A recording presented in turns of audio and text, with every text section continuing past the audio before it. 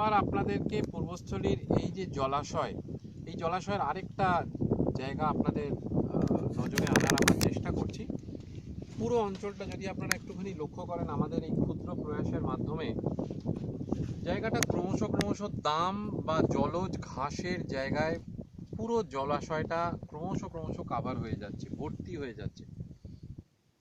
Botanical পরিভাষায় যদি আমরা বা বোটানির চিন্তাধারায় যদি আমরা দেখি, আলটিমেটলি এই জায়গাটা কিন্তু কিছুদিন বাদে স্থলভূমি না হলেও মানে স্থলভূমির একটা আকার নেবে, যেখান থেকে নৌকো চলাচল আলটিমেটলি সম্ভব হবে না।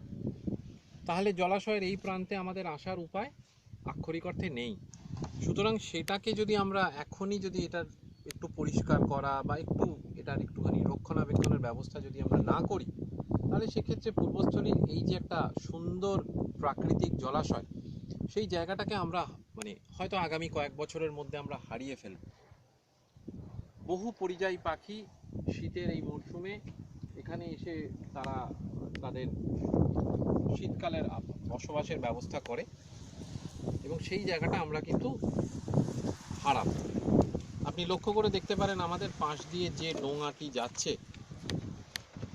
সেটারও কিন্তু চলতে যথেষ্ট পরিমাণ অসুবিধা হচ্ছে, যদিও তাতে কিন্তু মাঝি নিজে ছাড়া আর কেউ নেই, কোনো আরোহী নেই।